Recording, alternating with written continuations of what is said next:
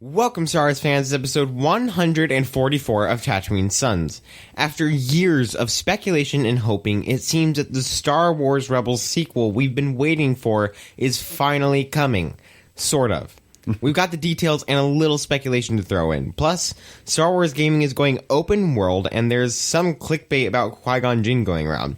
Savi's back to help us break it all down. And we've finally gotten to Act 3 of our look into the Phantom Menace. Was Qui Gon Jinn wrong to make Obi Wan promise to train Anakin? The ability to speak does not make you intelligent. It's time for tatooinesons. It's true. All of it. What is the name of the porg on the Millennium Falcon? Force is strong in my family. What do you think his name is? It's a big moment. I am a Jedi, like my father before me. Maybe Turbis? Do or do not. There is no try. Turbis? Pablo, if you're listening to this live stream, that porg's name is now Turbis. It's a good Star Wars name. We're not done yet. These guys recorded an awesome podcast called Tatooinesons. Everybody was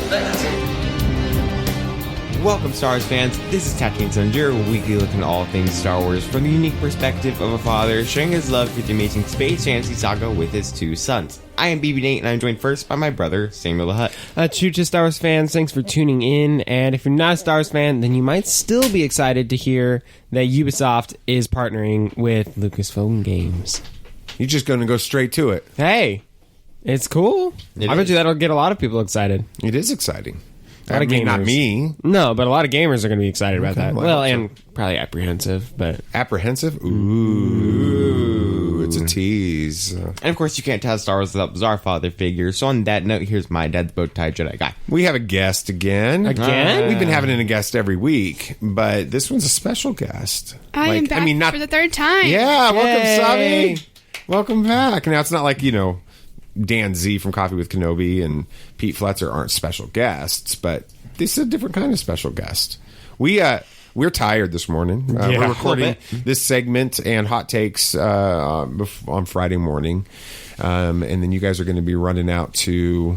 Where are you guys going? We're going to an unlimited play arcade. Retro. Is it a retro arcade or is it just a big arcade? It's retro. It's like a retro arcade. They've got like 50 pinball machines, all sorts of old arcade cabinets, but new stuff, a VR thing. I mean, it's awesome. Yeah, it's like 10,000 square feet, you said, BB? Actually, 4 to 5. Yeah. But still. 4, 10, that's only 6,000 feet different. Nah. So I guess, I've heard it both ways. Yeah.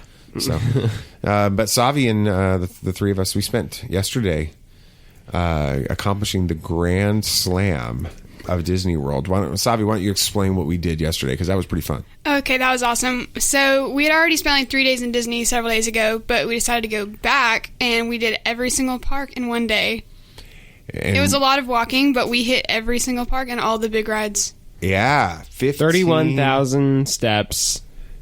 Go for it. 15 different rides at each, not at each park, right? 15 rides 15 in total. And yeah, we started at Magic, and then we went over opened to Animal. Magic. Yes. Mm-hmm. Got there as soon as it opened. At Epcot. Yes. Open to close all day long, Disney. Yeah, it was awesome. Let's see if we can remember all of them we did. So we did Magic, we did Seven Dwarfs Mine Train, Space Mountain, Pirates of the Caribbean, Haunted Mansion, Big Thunder Mountain Railroad, Pooh Bear, the Winnie the Pooh ride, Little Mermaid, because that's Savannah's favorite Disney movie, and that was cool. Then we jumped to Animal Kingdom, and we did Pandora, so we did Flight of Passage, and then we did Expedition Everest, the two best rides there. Then we jumped to Hollywood Studios, and we did Tower of Terror, which was a long wait. Really long wait. Tower of Terror, and then Rock and Roller Coaster, which was great. Then we did Mickey and Minnie Runaway Rail Train. Is that what that's called? Runaway Railway. And then we stopped for like 45 minutes, had popcorn, took pictures inside the docking bay with out masks on, which was nice because it's what they call a relaxation zone or station, so you can take your masks off there. So we took our masks off there and did pictures, and that was pretty cool. Savannah did those pictures for us because she likes to take pictures. She did a great job. All the pictures. Yeah, it was good. And then we hit up Smuggler's Run. We hit up Smuggler's Run. Then we jumped in the car and went to Epcot and knocked out Soarin', which was another pretty good wait, and Mission Space. And we ended that way and we ended with a churro. I ended with my Disney churro. How was your Disney churro? It was amazing. Worth the wait. Was it? Good. Yes. It was a giant churro. We got it like 2 minutes before they were closing. Literally, they were closing, and I saw they were still there, and they hadn't thrown them away, and I was like, oh my gosh, I need that churro. Got to get the churro. It was still warm and everything. Yeah, so that was a ton of fun with it. And then we have a special treat for us today. Yeah. Because Grammy ordered and you guys have heard us talk about Grammy before on the show, but Grammy ordered a Christmas gift for us like months ago, and it never came in. But I guess it was for the show. It was for Tatooine. Yeah, right. It's just something Star Wars related is what I'm guessing. But it came in this week, and we've been waiting to open it on the show. Yeah. So that's cool. So let's do this thing. BB Nate, you're going to open it up. Let's do it kind of quick because I don't want to do the whole... We need the Jeopardy theme. It's got a sound. You got to make a sound. Of course, there's a box. Nate, you need my knife? Yes, I do. Bring it here. Just give it to me. There we go. Give it to me. Oh, now we're trading it. So Nathan got to do the wrapping paper, and Samuel the Hutt's going to cut it open with his deadly pocket knife. Hey, what's the point of having a knife if you couldn't stab somebody with it? Oh my gosh, that's a little bit dark. All right, it's a joke. All right, do you want to do the honors? Oh, sure. Okay, so you cut it open. And it's a group effort. It is a group effort. Savannah, There's all this fluff in here. Oh, good. But it looks like some pretty awesome Star Wars holiday. Oh, nice. Oh, that's it's a Darth Vader with his lightsaber. Looks very Rogue One-esque, like or maybe Dark Lord of the Sith. And I think this is the stand, Sam. There you go. Figure out how to get him to sit down on that. And then we've got a Grogu, a Baby Yoda Christmas tree ornament. And I think it might play something. Hold on, does it play something? No, it doesn't. Okay, it looked like it had like a battery pack, but that's just the egg. The egg. Remember when we first got Baby Yoda in season 1 of The Mandalorian, and he was in this shell egg carrier thing, and we started getting Master of Apprentice Prophecy of the Chosen One revelations, and they talked about the egg in that, and so we're connecting him with Grogu. That's crazy. We were wrong. Okay. And then, you can't have Baby Yoda without Grandpa Yoda. Yeah. So we got another Yoda figurine, a regular Yoda, official Yoda figurine. That's pretty awesome. Thank you, Grammy. Thank you, Grammy. That's awesome. I'm wondering if they're like assigned to anybody or, because you got 3 and there's 3 of the Tatooine sons. There's 3 of us? Well, there's you, me, and your brother Nathan. Darth Vader probably goes to you, Dad. You think so because I am the father? Yeah. But what about the old guy? Yeah, anyway. That's him, for sure. That's it. All right. Well, we should probably have her, move on with the show because people don't really care about our Christmas gift that we just got. You guys ready to keep going? All right. It doesn't look like we're getting a sequel to Star Wars Rebels. But then again, are we? There are big changes coming to Star Wars gaming, and Sam's already trying to spoil them. And Qui Gon Jinn just won't go away. That's all next on Hot Takes. This is where the fun begins. Well, you want the bad news or the really bad news? Impressive. Every word in that sentence was wrong. Not the Star Wars Rebels sequel we wanted, but it is the Star Wars Rebels sequel that we needed. That's where I'm going with it. Ever since Batman quote. Yeah. What's it? It's not the hero Gotham deserves, but the hero he needed or something. Yeah. They needed or something like that. All right. Okay. Well, sure. Why not? Proud of me, Nate. It's flipped, but it's okay. Ever since Star Wars Rebels ended with that epic finale showing Ahsoka Tano coming to Lothal at the end of the Galactic Civil War to call Sabine Wren to join her on her mission to find Ezra Bridger. we have been not so patiently waiting for the announcement of a sequel animated series, and it doesn't look like that's what we're going to get. So I'm sad about that. But anyway, according to Kessel Run Transmissions, the Ahsoka series announced a few weeks ago is essentially the sequel that we've been anticipating. It's just going to be live action. That means in addition to more live action Ahsoka, of course played by Rosario Dawson, we'll be getting a live action Sabine and a live action Ezra. We're going to start with you, Savi. Let's have some fun here. You haven't really watched much of Rebels, have you? Not enough to completely know the whole story. Okay. So does this upcoming series make you, because you're a big Ahsoka fan, you're going to want to watch Ahsoka. Right. Does this make you want to go back and take in that entire series? Yeah, definitely. I'm really big on kind of prequels in general and just knowing more of a backstory. So kind of the same thing will line up with that. Just going back and figuring out the whole story before we go forward. Because I know I'm going to want to watch the new stuff, but I want to be able to understand all of the little, like, slide-ins and all the little, like, things that go back to what already happened before. So I need to, like, know the references. That's cool. So, Samuel and BB Nate, feel free to jump in here. Do you think it's possible to, if the Ahsoka series is what's being described by Kessel Run Transmissions, by Corey and why am I forgetting the other guy's name now? Anyway, they're good guys. I forget their names sometimes because I'm tired.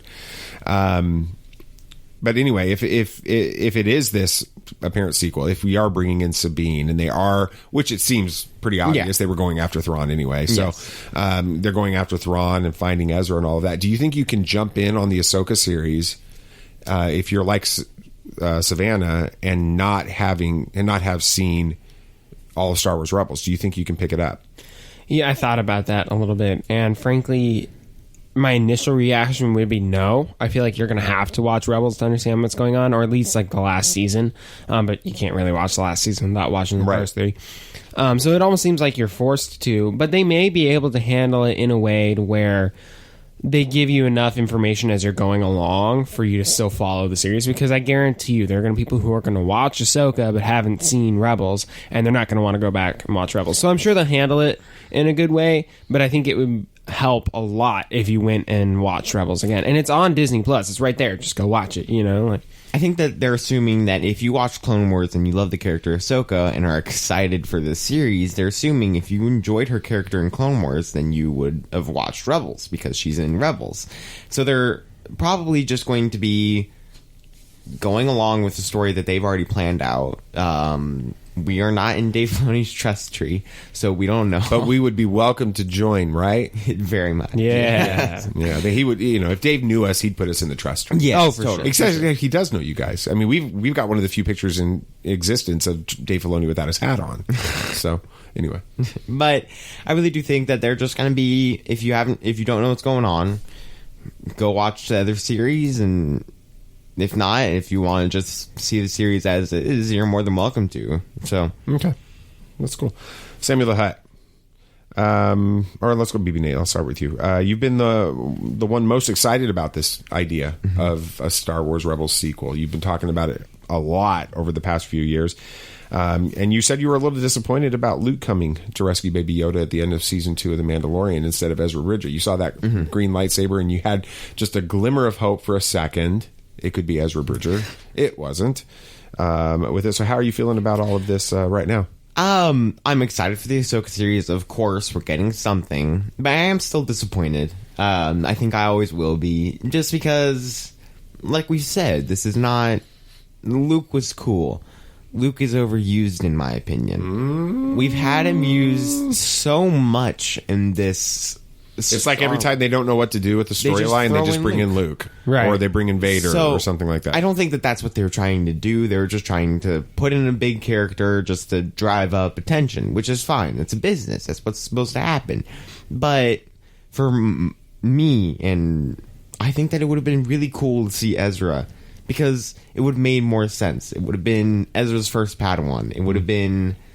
the fact of Ezra's also been through all of this, been through Order 66 before, has been through starving and trying to survive, and so he knows what... Yeah, but he wasn't really part of Order 66 in any way. He was a kid, and he wasn't a Jedi. He wasn't trained in anything. No, but he's had to just survive by himself, like Grogu has, and has been in the dark sides of his life, and so he would have related very well to Grogu. But Luke, I guess, was their decision. So yeah, but then if you get Ezra showing up at the end of season 2 of The Mandalorian, then you don't get this not necessarily. If we have him showing up at that kind of gives you the assumption that the Ahsoka series took place before this. Then you can get the. Why is she still searching for Thrawn then? Yeah. Probably because she found Ezra, not Thrawn. Okay, I get it. We could still see Ezra and Grogu get together, though, because Ahsoka goes and finds Ezra, which is what we're assuming is happening here. She could bring him back and then connect him with Luke. And Luke, we don't know where Ezra is during the sequel trilogy. We don't know anything about that.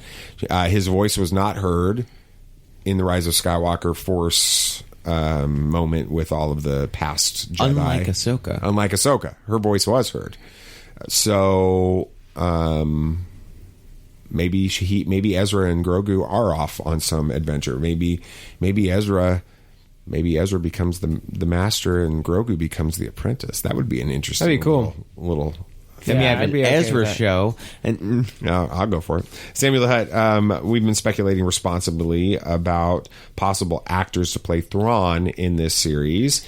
And you are a pretty big Tony Stark fan. Mm-hmm. That's your thing. He's my guy. There's some crazy rumors that surfaced this week that he was in consideration for the role. How would you have felt about that? I wouldn't have liked it at all. Explain. Okay. He's an amazing actor, but he just would not. I cannot see him filling that role. He generally doesn't play bad guys, from what I know of his film knowledge. Just not even in Marvel and other things. He's generally plays the good guy. His characteristics, his mannerisms. I mean, sure, he plays the characters that he plays, but he brings Robert Downey Jr. into it in each character.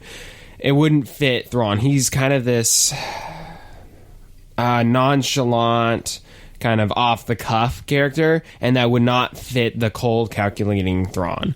Plus, the look just wouldn't be there, in my opinion. I mean, I guess you throw on some prosthetics, but yeah, I would not be a fan of that idea. Okay.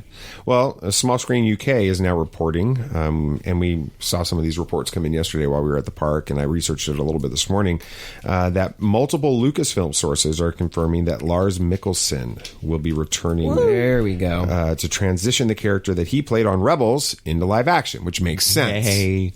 With that. Source 1 said, it's all done. I can confirm that Lars Mikkelsen will be playing Thrawn in live action in the Ahsoka series. The deal might also include other Star Wars live action shows beyond Ahsoka. I'll let you know. And then Source 2 said, Dave Filoni's been very keen on getting Lars to play Thrawn in live action. He was his only real choice for the role. See, we belong in Dave Filoni's. We should be in his trust tree. Because this is what we've been saying. Anyway, it does look like he signed on to play the Rebels character he voiced in the animated show. It also seems as though Lars will be playing Thrawn in other Star Wars live action shows as well, not just Ahsoka. Both of those are on there. Do we think that Thrawn gets his own series? I don't know. What do you think about that, Lars Mikkelsen? Love that idea. I have wanted Lars Mikkelsen to play live action Thrawn from the beginning. He's got the look, I think. It wouldn't be hard to switch that over. An older Thrawn at this point, because he is going to be significantly older at this. Well, not significantly. He's going to be older. 7-8 years, maybe. He could play it. He was in one of the episodes of Sherlock, right? He was in the season 4. He was one of the season 3. Season 3. He was the primary bad guy. Yeah, and he was and he was fantastic, amazing. Like I have more experience with him as a voice actor playing animated Thrawn, but seeing him in Sherlock, even his mannerisms in that would fit Thrawn very well. That whole character, even in Sherlock, feels a lot like Thrawn, but a little bit more twisted. Yeah, but yeah, no, I get where you're coming from. I think he is going to play an amazing live action Thrawn. I'm very excited that they're going to go with that direction, because I just don't think you can have anyone else play Thrawn at this point. He nailed the character. We've listened a little bit to Heir to the Empire audiobook, and Mark Thompson does a fantastic job voicing characters. Amazing. On that. But this obviously was recorded before Star Wars Rebels. When he did, it was the 20th anniversary, I think, and so that's before Rebels. With it. Just a little bit. The character is the same character. Yes. right? It feels like Thrawn as far as the character as it goes. But hearing a different style of speaking and mannerisms in speech and things like that made it not feel like the Thrawn of the Disney era. Right. This one's going to feel like the Thrawn. It's going to be his voice. It's going to be so And that voice awesome. is iconic. Yeah. Oh, yeah. Like when I would, like sometimes when I was reading the Thrawn books, like I'd almost like read it in his voice. Yeah. It's so much fun. It's awesome. Savannah, you're going to have to watch Rebels so you can talk about this with us. Yes. Just leans in.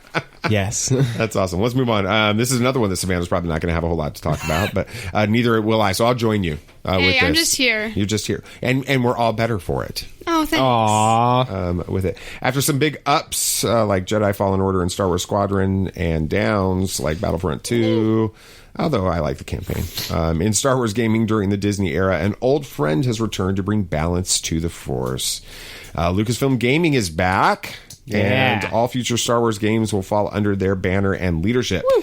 And then shortly after this announcement, it was revealed that Ubisoft, is that how it's pronounced? Ubisoft. Ubisoft? Either way. All right. I'm going to call it. Tomato. It's going to be Ubi. Okay. Me, because it sounds cool, better to me. All right. Ubisoft, publisher of Assassin's Creed and Watch Dogs, is developing an open world Star Wars game, and then they're using Massive Entertainment that created Tom Clancy's The Division 2, helped out on Assassin's Creed Revelations and Far Cry 3. That's the group that's building the game on the same platform as Division 2. It means nothing to you, does it, Savannah? No. It means nothing to me. I'm not even either. going to pretend. I mean, I'm reading it, and I'm like, it's like I'm reading Greek right now. BB Nate, we have no clue what this all means, but can you explain what an open world game is to us? So it's more of the ability of you're not going to be forced to just go from mission to mission. You're able to explore the land that you're going to be in. This has started to become more common in games. We haven't had very many open world Star Wars games, a lot like Jedi Fallen Order, to where you had to go get to this part and then come back. Okay, so Jedi Fallen Order is not an open world game. No. Okay. It has a clear story, a clear path. You can choose different stages of the path to go down on Jedi Fallen Order. Like you can come back to the ship and choose a different... Yeah, you can basically go back to different levels and like explore the levels themselves, but it's still the story very is much the story. a linear game. Right. Yes. And the path on each level is the same path you have to take. And if you don't take the correct path, you can't complete the level. Correct. Okay. And you're saying open world is different. Very. So, may I? Go ahead. Yeah. So generally what an open world game is you have one really, really big map, right? And when I say map, it's just like a play space you're in. It's usually significantly larger than those levels like you would see in Jedi Fallen Order. Granted, there are a bunch of levels, but I mean, an open world game is like the new Spider-Man game. The open world is literally the city of New York. I mean, it's that big. Is it like the Lego video games? No, that's closer to the linear. Yeah. Oh, dang. That's closer to like Fallen Order. I tried. It's okay. But you know, if you're familiar with Minecraft, that's like taking the whole open world idea to a whole new level because it's literally infinite. Yeah. But in this, it'll just probably be a really, really big map. Say a planet or maybe even like a star system. But it's basically you're able to go from anywhere on that map at any point, whenever you want to. So there's lots to explore, lots of side missions, lots of characters to meet and stuff. So yeah, BB very different than you've what we've gotten expressed both excitement and reservation, and you say that's. And I think even you teased that a little bit earlier, Samuel the Hutt. So, BB Nate, explain why you have reservations or concerns. My excitement is that they make mainly open world games, so they know what they're doing in Ubisoft? that case. Yes, Ubi, not Ubisoft. They make mainly open world games, so they know what they're doing in that case. What really does make me nervous, though, is that they're known for for these big ticket item games, is getting pre-orders out early, getting the money, and putting out a half-finished game. They've done that a few times. So people are hoping that's not going to be good for Star Wars because they've already kind of had that people kind of are stuff hoping happen. That won't happen, and I'm sure it won't because they have a lot of pressure on them right now, and so they need to make sure that this game is as good as it can be. And I'm excited because most of the games that they've made, even if they were put out half finished, they finished them and have been fantastic. Yeah, So they've eventually completed them and gotten them up to where everybody they know expected. what they're doing. These are some of the most popular games. I've even heard of Assassin's Creed and stuff like that. They've made some of the most popular video game franchises ever. Funny enough, Tristan and I, my best friend Tristan, when we play games, we've noticed that pretty much every game we play is a Ubisoft game. Really? Yeah, almost every game we play. We play Rainbow Six. That's Tom Clancy's Rainbow Six Siege. That's Ubisoft. We played like our favorite game we ever played together was an open world game. It was Tom Clancy's Ghost Recon. Funny enough, though, they made a sequel to that one, and it was a total disaster. So it can be very hit or miss. Do you know anything about this Division 2? Because they're building it on the same type of platform. So I haven't played Division 2. I played a little bit of The Division, which was the first one, and it was okay. It was not like the game itself was bad. It's just not the style I was going for. What is the style? I'm just curious. It's an open world game, but it was just a little bit... See, I'm going to use game terms here. Basically, the enemies were... They didn't feel realistic, and that's just the style of game they were going for. There's nothing wrong with that. I was going for more of a realistic feel, and that's not what that game was. But the game ran amazing. That was the first Division. I'm sure Division 2, they built... So, all right. I'm kind of like... There's a lot that's okay. So when Savannah and I are learning something right now. When they say they're building something off of the platform, basically they're going to be using the same engines and software that they use to build another game, or to run the graphics and things like that. So...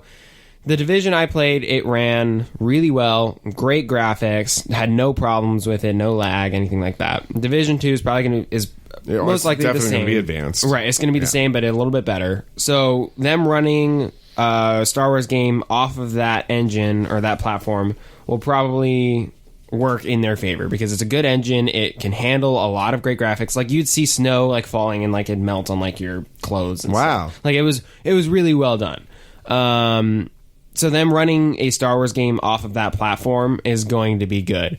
But like Nathan said, and like what I was talking about, Ubisoft can be very hit or miss. They can release games that take off. Rainbow Six has been out for like, what, 5 years? 5, 6. And it's still massive, right?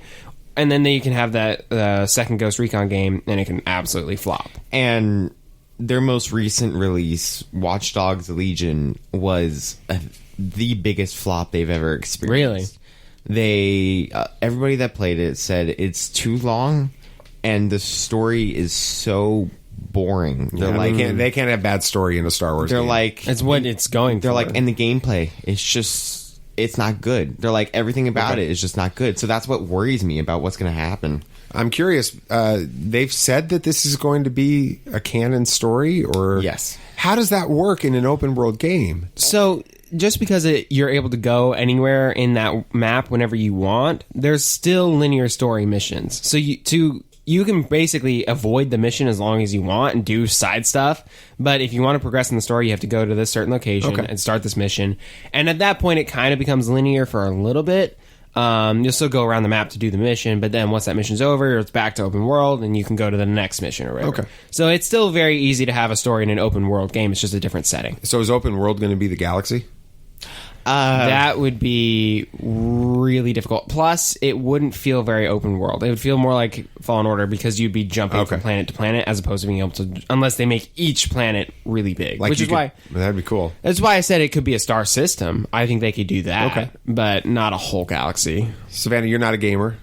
No, but my brother is. Yeah, your brother got a PS5 for Christmas. Yeah, that was thanks pretty cool. to BB Nate. Yeah, he really came through. He spent days trying to help them get and setting up bots and all this. I don't know what happened. Hey, all I know whatever is you did worked. He got a PlayStation 5. So, is there anything that you've heard today that could make a non-gamer like you engage in a Star Wars game? I think, so I listen and, watch my brother play video games, every once in a while. I used to do it a lot more, but whenever there's, things that are, it's not really, you're gonna necessarily, die, whenever you can just, go around and, mess around and do stuff. That's kind of stuff I like to play. Okay. You know, so, I do kind of like the fact that you can just kind of go around and find random things you like to do. instead of having to go through like one story mode. Like if there's one story mode and you just basically have to like it becomes a puzzle that you have to defeat, and you're just looking at like one way the entire time, and like, oh, you didn't reach that checkpoint, now you got to go back like 7 years. You know, like I don't like that. That stresses me out, and I'm like, nah, quit. You know, but if you can just run around and like do random crap, then there we go. You know, so open world fits you. Maybe Did Nathan? That's your brother's name. Mm-hmm. So it's don't get confused with BB Nate here. But Nate, for those listening, so did Nathan get the Spider-Man game? Not yet, no. No. So does he have? Do you know if he has any open world? He has the first Spider-Man game though. Okay. And that's open world as well. Yeah, they're gonna know better than me. I was going to ask. I'm asking. Yeah, he's played a lot of open world games as well. I'm just curious if she jumped into an open world and just kind of saw what that was like. It'd be an interesting. Yeah, Spider-Man would be a good one to jump into because it's fairly simple, the open world, and there's not a lot of chance of you like dying, you know. All right. Last hot take. Liam Neeson, you know that guy. Liam Neeson. Nice. That's my Australian accent right there. Liam Neeson is an Australian though. I know, but I just said it wrong, so it turned into a Liam. He's a British. Or Scottish or Irish or something. British. Yeah, he's from the United Kingdom, the Great Empire. There we go. Liam Neeson, let's go there, is open to reprising his role as Qui Gon Jinn in the Kenobi series. Yeah. In a recent interview with Collider, Neeson was asked if he would like to play Qui Gon Jinn again. Neeson answered, "I'm not even going to try." There was a split second. I knew you were thinking it. I was going to try the accent, but that's not going to happen today. Please. No. Please. I can't. I Please haven't thought it through. No, I can't. I haven't thought it through yet. All right. Sure, I'd like to be up for that. Yeah. There we go. Of course, the clickbait media is now reporting that Neeson is lobbying to return to Star Wars. He isn't. But that doesn't mean we can't speculate a little responsibly about that and how it could all work. Sam, Kenobi. It takes place 8 years after Revenge of the Sith and at least 20 years after Darth Maul killed the Jedi Master in the Phantom Menace. This leaves only two possible ways to see Qui-Gon again: flashbacks and Force ghosts. Which is the better way for you? I think the only way you can go is Force ghosts at this point. I think it'll work better for the story. He's on Tatooine learning about the Force, right? And probably communing with Qui-Gon, which we know he did that in, what was it, From a Certain Point of View? Right. We knew he did that. A New Hope. So, right. I think that helps make that the right option. But I think also flashbacks would be difficult to do because you'd have to de-age.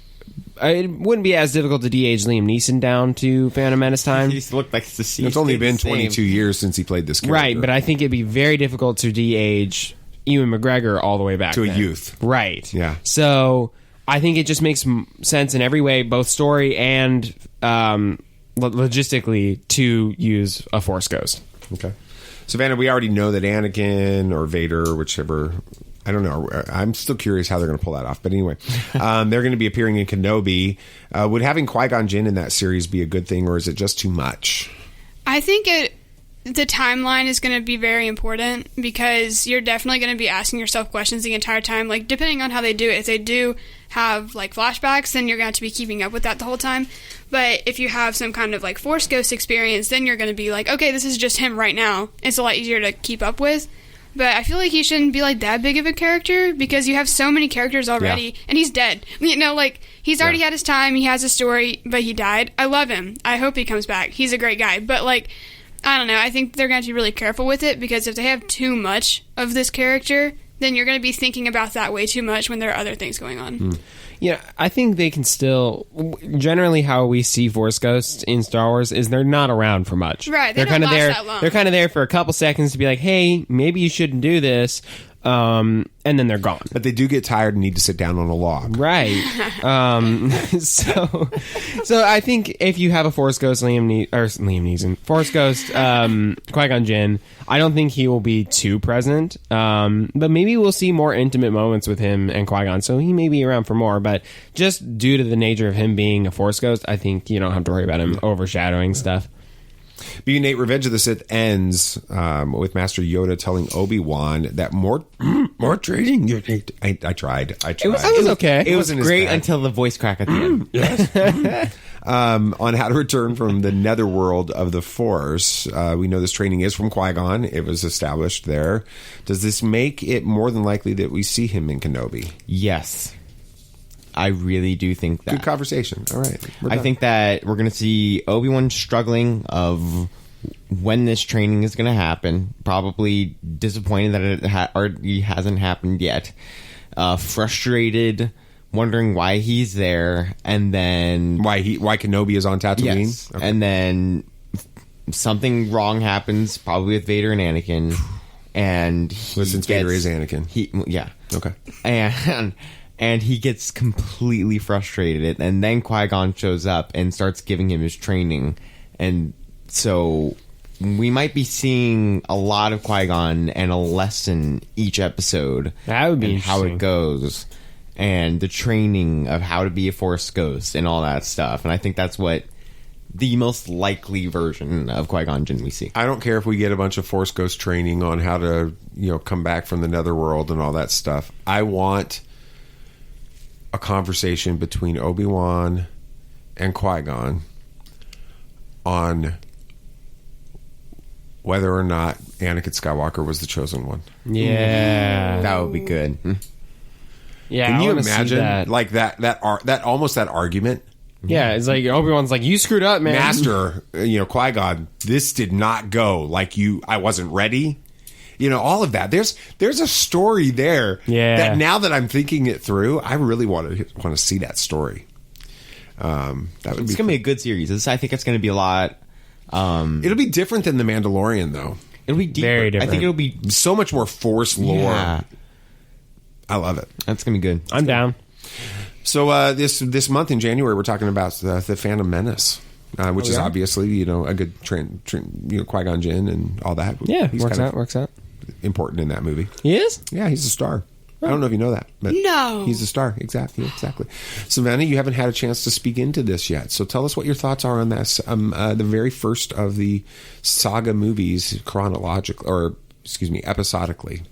Okay, so I'm thinking back. I'm pretty sure that The Phantom Menace is the first Star Wars movie I ever saw, because obviously by the time that all of these were already coming out, like, it's not like I would have started with 4, 5, 6, right? Like, like most people had. I was too young to do all that, but I think I say this all the time. I love hearing a backstory.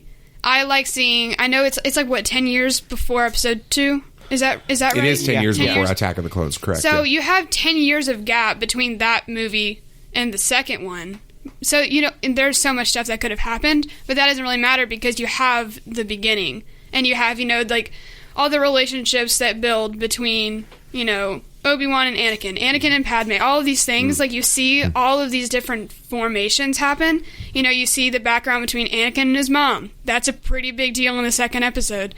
So I think it's a really, really good movie. I like all the background. I like going back and seeing relationships and how they formed. But then you get the dialogue. Are you an angel? That's a great line. See, I was a little girl watching that, and I'm like, oh my gosh, like, I want a little boy to look at me like that, Yeah, that's true. It's like, that's like just the first Star Wars experience I had, and I thought it was so fun. Like, I liked watching the pod races and all that stuff. It was like very epic. It was very fun. Very different than all of the other movies, and you have like, Yoda looks like nothing like it that he usually does. He looks so strange. Just everything about it is like a really good Star Wars episode to me. If all the 40-year-old sweaty, living in mom's basement Star Wars fans, went back to being a kid and just enjoying Star Wars, I think we would have a better sense of On that Star note, Wars. Savannah, what's your position on Jar Jar Binks? Darth Jar Jar. That's awesome. No, I think he's definitely an underrated character. That's cool. He's so important. He really is. He's like a link between two worlds. This is true. This is true. We're getting talking. Let's see, we're in third act today. Yeah. That's going to be a lot of fun. This is where things get really, really weird. This is where the fun begins. This is where the fun begins. That's episode 3, not It's an Anakin quote. It's an Ahsoka quote, too. Okay, yeah. Chronological, like, in the actual storyline. Yeah, before she said it first. That's good. We're gonna talk about Phantom Menace, but we got to talk about some poll stuff first. So we'll do that after the break. This is Tatooinesons. Are you brainless? I never asked that question till after I've done it. What?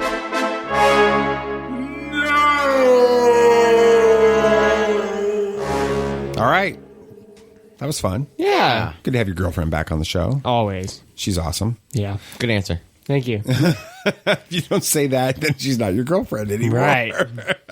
No, she's pretty cool. So yeah. Glad to have her on. Last week's poll.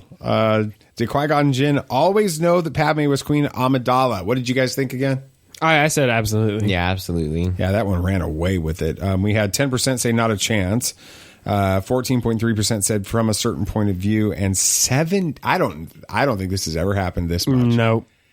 Do you remember a poll where we had that much of a victory of a lopsided number, Nate? No. BB Nate? I know.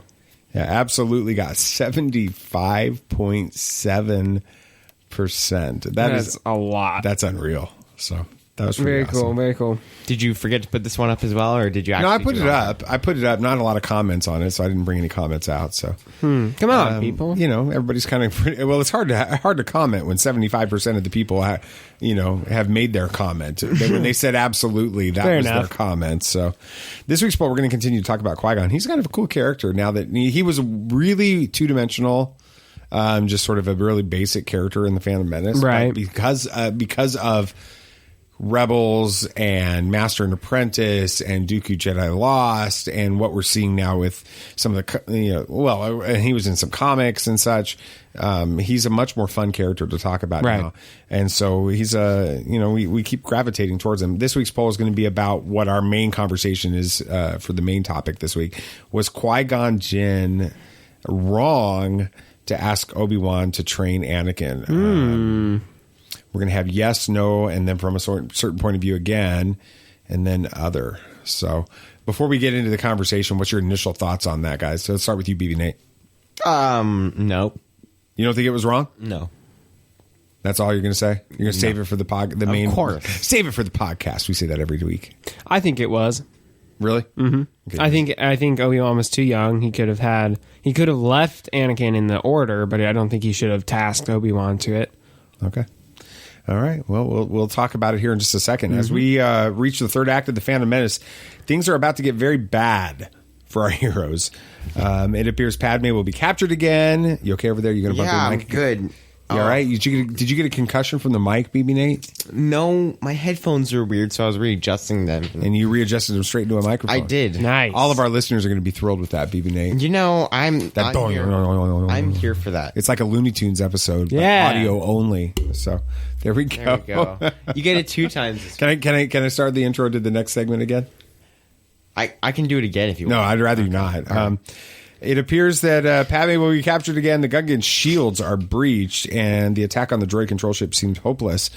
Something very bad is about to happen to Master Qui-Gon Jinn. Only the Force can save the day. All that after the break. This is Tatooinesons. The ultimate moment on The Phantom Menace is the final request of Qui-Gon Jinn. In making Obi-Wan Kenobi promise to train Anakin Skywalker, the events that will eventually lead to the fall of the Republic and the rise of the Empire are finally set in motion. Was this the inevitable will of the Force, or was Qui-Gon's request the tragic mistake of a religious fanatic? This week, we're looking at the third act of The Phantom Menace. Bulky religions and ancient weapons are no match for a good blaster at your side, kid.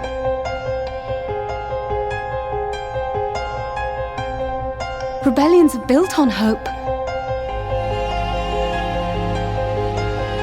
Force is with me, and I am with the Force.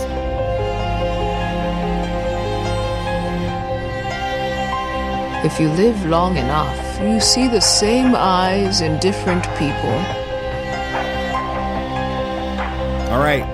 Let's talk about this third act. We've talked about, everything up to this point, but this is where stuff goes down. This is where it all happens. With this, the first thing that happens really is when we last left the conversation last week, Qui-Gon Jinn was meditating, waiting for the blast doors or the shield, the ray shields. Ray shields, is that what those are? To release so that he could go back into his conflict with this Sith Lord, the first Sith Lord they've confronted within 1,000 years. Right. At this point, he's at total peace. Obi Wan is walking around trying to figure out what to do, and literally Darth Maul looks like a caged lion, and that's where we ended last episode. At this point, the ray shields open up. Obi-Wan, or excuse me, God, why am I doing that? I've got Kenobi on the brain. Qui-Gon Jinn goes into this conflict with Darth Maul. It doesn't last all that long. No. At this point, and it feels to, watching it now that we've seen it for 20 plus years, 22 years now. Can you believe it's almost been 22 years since this movie came out? Dang. Yeah, 99. May of 99. You're old. I am old. This is an old movie, and I was old when it came out. No, I was only like, what's that, 25? 24? 24 when it came out? Anyway. Yeah, you're old. Darth Maul looks like a caged lion. Yeah. And this all happens, and it looks like he knew exactly what Qui-Gon Jinn was going to do. He was prepared for it. Whoever was training him, obviously Darth Sidious, we know now. Darth Sidious is training him for this battle. That moment takes place. He baits Qui-Gon Jinn into the move that he expects, and he takes him out in a heartbeat. At this point, what were your thoughts? Or what are your thoughts as far as like where the story is at this point now that Qui-Gon Jinn has been destroyed by a Sith Lord? Is this where we start to realize that this mythology, this mythos, I guess is the right word, this mythos regarding the Jedi has completely crumbled? It's been like blown out of proportion. Yeah, it's proven to be false at this point. Yeah, I mean, I was trying to understand how such a powerful Jedi like Qui-Gon. I mean, he's a master on the Jedi Council. He's been invited to be on the council. Okay, that's right. Yeah, my bad. But I mean, he's a very powerful Jedi. We know that. How was he bested by this pretty inexperienced, undisciplined new Sith? Right? Like, what mistake did he make to let that happen? That's my question. And it could either be he made a mistake, or like you said, the mythos behind the Jedi was all hype and not necessarily what it was all what it was all chalked up to be. BB Nate, did Qui-Gon Jinn make a mistake in this battle? I mean, obviously it cost him his life if he did. Or was Darth Maul just more prepared for this moment? I don't think Qui-Gon Jinn made a mistake. I think that he hasn't encountered anything like the Sith, so he doesn't know what to expect. These people are more aggressive than anything he's fought before, so he doesn't know what to do. And so these people are also trained. Dooku was trained in the Jedi arts, and Dooku helped train Maul. And so... No, Dooku has nothing to do with Maul. No, he doesn't. That's right. No, this is all Darth Sidious this point. Yeah, that's Darth Sidious. But still, Darth Sidious knows a lot. And so he trained Darth Maul to be able to figure out how to do all these things. And so, no, I don't think Qui-Gon Jinn made any mistakes. I think that he just... So he was bested by Darth Maul. Yes. It makes the Darth Maul character... It turns the entire Star Wars mythology on its head at this point. And for somebody like, we've talked about it before on previous episodes the last couple of weeks. For me, going into this movie as a Star Wars fanatic, watching the Jedi at this point in time for the first time, we don't have the Clone Wars, we don't have Rebels, we don't have anything High Republic, which is obviously just coming out right now. By the way, that High Republic segment on Disney Insiders on Disney Plus was a lot of fun to watch. Kevin Scott, cool. Justina Ireland, Daniel Jose Older, Charles Soule, all these people talking about Claudia Gray, obviously. Yeah, how can we forget about her? Talking about this. I'm more excited than ever. Yeah. About how was Light of the Jedi so far? It's good. I'm only like, I'm literally reading 4 books right now, and only one of them is Star Wars, and it tends to drop because of the priority that I'm putting on the books. It tends to drop to the bottom of it. But every time I read Light of the Jedi, I get more excited about it. I'm ready. You, BB Nate, you said that you've heard that Chapter 17 is where things go into hyperdrive. I've heard people say that Chapter 17, a guy described Chapter 17 as he got the same feeling reading that as when Yoda was lifting the X-Wing out of Dagobah. Interesting. He's like, it's hard to explain. It's so nice. Yeah, I'm in chapter 13 right now. I'm really slow with reading this book, and I'll be the first to admit I'm like, I should lose my Star Wars fan card over this. But the reality is, I've got a ton of other stuff that I'm reading and doing right now. I'm putting out 6 plus 1, so 6 non-Star Wars podcasts, and then 1 Star Wars podcast a week right now, in addition to all the other stuff I've got to do. So it's been a challenge, but I can't wait to get back to it. What were we talking about? Watching this, in the theaters the first time. You think that the Jedi are perfect at this point. Qui Gon Jinn is the ultimate perfect Jedi. Obi Wan is his apprentice, and you know what he's going to become. Right. At this point. And Darth Maul is evil. And you truly don't expect. I wasn't spoiled for this. We didn't have, Facebook and social media and all that.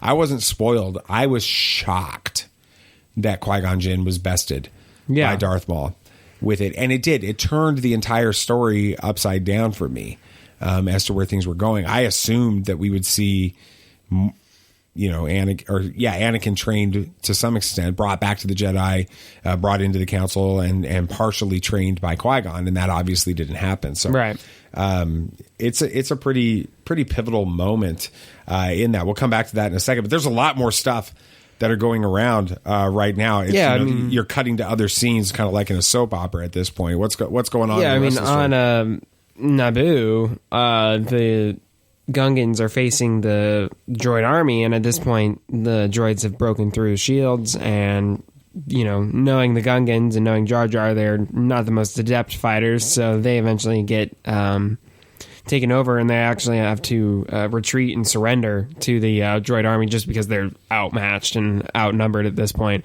So you've got Maul killing Qui-Gon, you've got the Gungans losing on that front, and then there's a whole nother front where stuff's going bad too. I mean, it looks like at this point that nothing is going the way it needs to go. Yeah, it just keeps getting worse. Yeah, and then the Nabaa.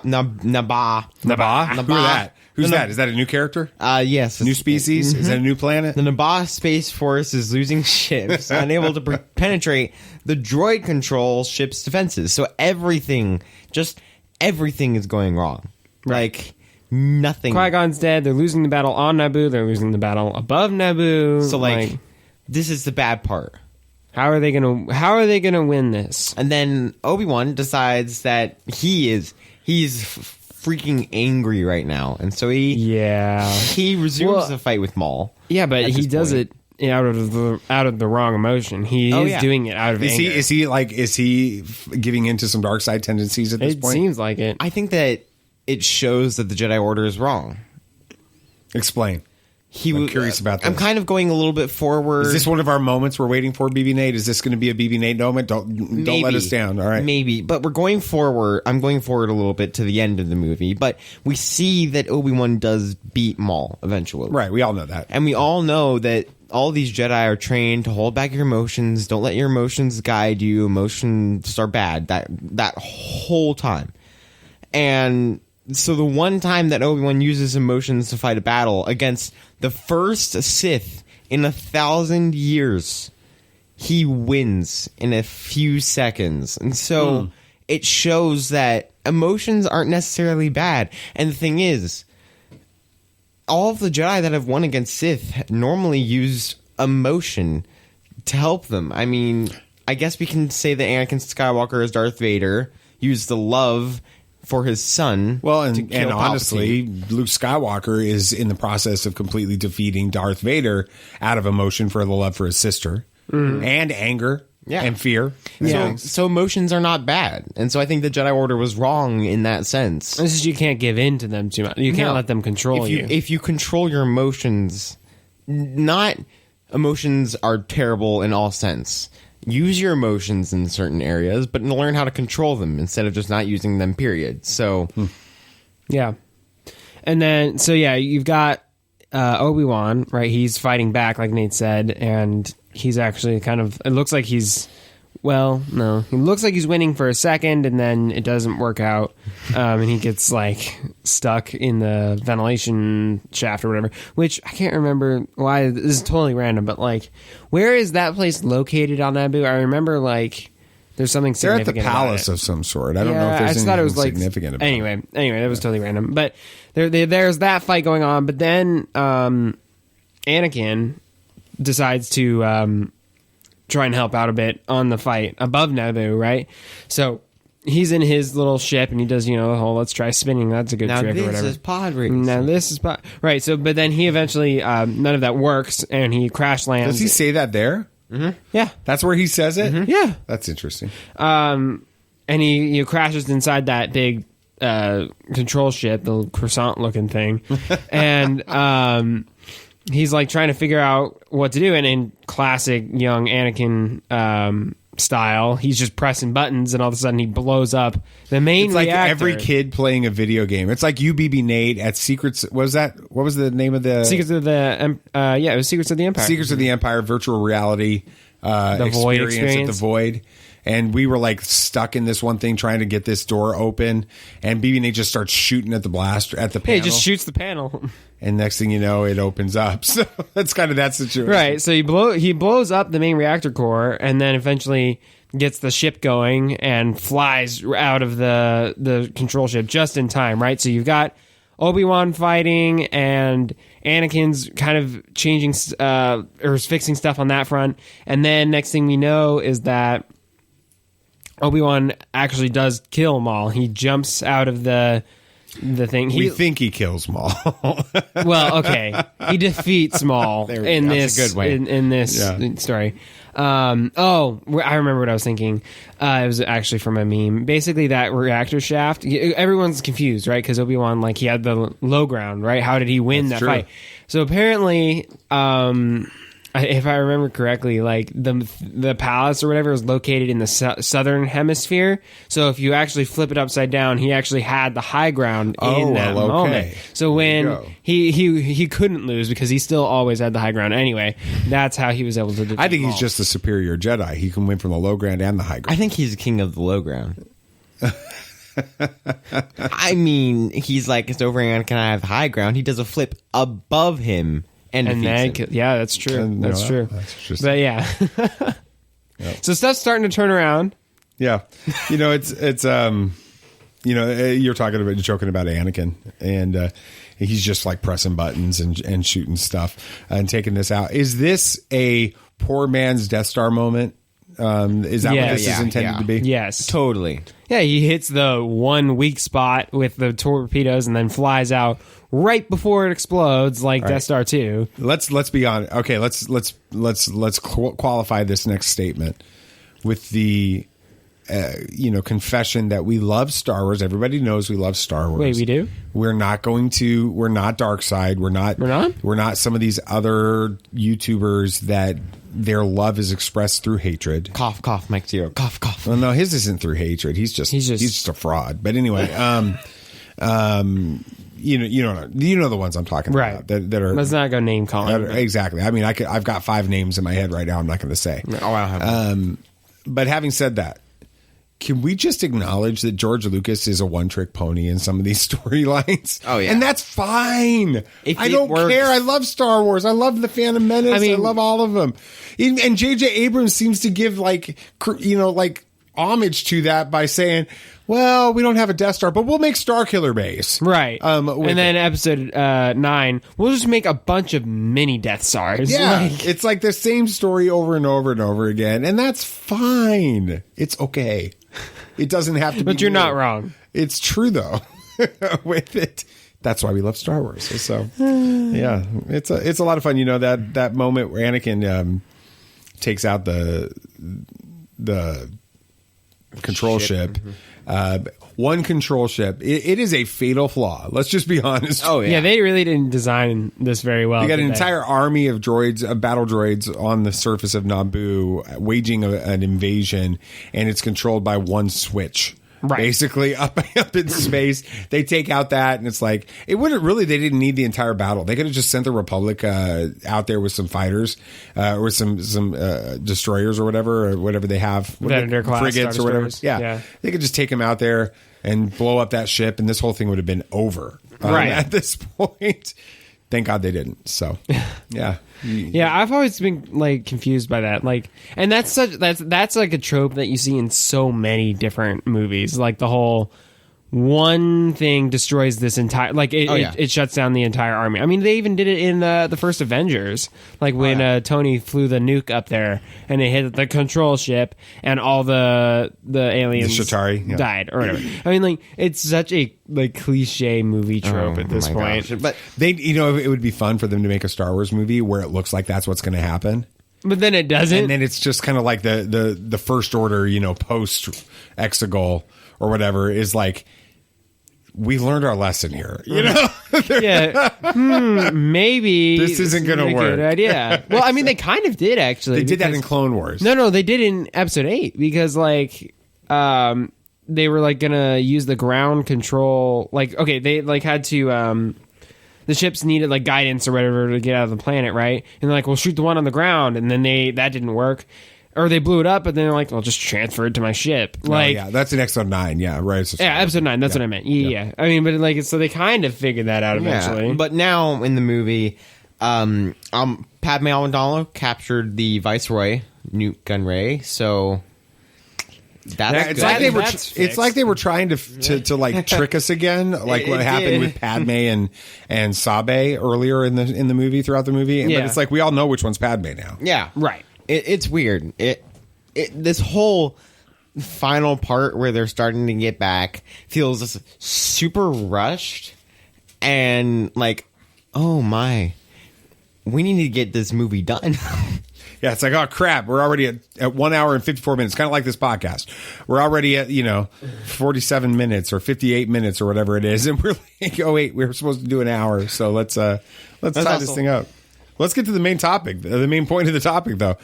This is, we switch back. Obviously, they defeat the army. The army collapses, and everything seems to be better. But Qui-Gon's still dying at this point. Darth Maul's split in half. He's defeated. We think he's dead. He's defeated. We all think he's dead. He's not. But he's floating down to whatever it is. How does he get off Naboo? Do we know? So basically he gets sucked up into like this garbage chute kind of, and he gets taken off world like through basically a trash truck.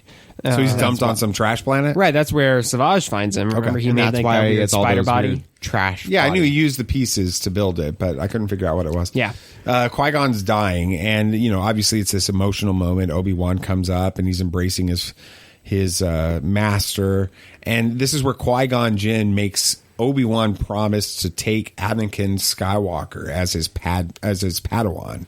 Right. With it, this is a Padawan himself at this point. He still has his Padawan braid. He doesn't even He doesn't have his knighthood yet, and the council has already rejected Anakin because they're worried. We talked about it last episode. Could be they're fearful. Could be that their own arrogance is they don't want to see anybody fail at this point with the Chosen One, or maybe it's just fear of having the Chosen One in their order. With it, whatever the reason, now Qui-Gon Jinn is asking Obi-Wan to take Anakin Skywalker as his Padawan. So my question to you guys is: was this a mistake? BB Nate, you didn't really go into it much during the poll question a minute ago. So explain. Do you don't think it's a mistake? I don't. Why? I think that Qui-Gon saw that Qui-Gon wasn't good enough to beat Darth Maul. He knew that, but Obi-Wan was, and so that's the greatest Jedi at this point. The only Jedi in 1,000 years to kill a Sith. Granted, there were no other Sith, but still, I mean, that's a fantastic feat to accomplish as a Padawan. Right. That's fair. I mean, no trials can live up to that. Yeah, no that's true. Trials can live up to that. And so he thinks that this Jedi has been and is ready to take on a Padawan and will be the master that I think he could be. And so I think that he thinks that Obi-Wan will be a better master than Qui-Gon was. He feels like he's ready for Anakin, the chosen one. If this guy was able to beat a Sith, he can easily train the chosen one. So, but you were talking about it, you guys. Obi Wan Kenobi really does tap into his fear and his aggression and his emotion to defeat this. Right? Samuel? You think this is a mistake at this point? Yeah, I do. I think that it's wrong to put such a young Jedi in a position of, okay, well, you're a Padawan right now. You haven't even finished your training. Why don't you go ahead and jump up 2 levels to master and train the chosen one from the prophecy? You think you can do that for me? I think that is too much pressure to put on, on such a young Obi-Wan at this point. If he's that convicted, he could have had him say, promise you leave Anakin in the order and make sure he's trained by the right Jedi. Like Yoda or whoever, right? I don't think that it was right to put such a responsibility on Obi-Wan at that point, especially after such a... I mean, also, what's he supposed to say? Nah. Right, he has no choice. All right, I'm like, nah, sorry, dude. It's the dying wish of your Jedi master. Right. It's not like he can say no. So I think it put Obi-Wan in a really bad position. I think that Obi-Wan was the best choice for a master for Anakin. I think that Obi-Wan used his emotions, and that already defied part of the Jedi Order. And Anakin has attachments, and so that defies the Jedi Order. So other masters will be so set in their ways that they won't be able to train Anakin because of that. So if we've been seeing that Obi-Wan makes an attachment later in the series in Clone Wars with Duchess Satine. Well, he's had the attachment already. Exactly. And so we see that he can relate to Anakin in a much better way than Yoda or Mace Windu can, because they don't have attachments. They follow the Jedi rulebook to a T, and Obi-Wan doesn't. And so and Qui-Gon probably knows about his attachment with Satine, if he was already attached at that point. Yeah, I don't know when that happens. Do we know if that happens before Phantom Menace or after? Probably after. I have no idea. I feel like it'd have to be after. But still, he saw Obi-Wan use his emotions. And so he thinks that Obi-Wan will be the best master for Anakin, which I agree. I think the Obi-Wan and Anakin comic series that came out. Yeah. I read the first issue. It was really good. It is good. I've read a couple of them or experience. I think there was YouTube reenactments of them. Oh, okay. You know what I'm talking about? Yeah. Of them, and I watched them. I think that helps us understand the weight that Obi-Wan is going to end up feeling early on in this. And we know that Obi-Wan and Anakin become more brothers than they do become master and apprentice. Yeah. And that becomes part of the problem. Because they're both so young. Right. That becomes a problem later on. The attachment is too great. I think this is going to, what we're talking about right here, though, is going to be what's fleshed out in the Kenobi series, the relationship there and how it's so intense and so intertwined together. Their stories are one and the same. You can't tell the story of Obi-Wan Kenobi without telling the story of Anakin Skywalker, and you can't tell the story of Anakin Skywalker without telling the story of Obi-Wan Kenobi.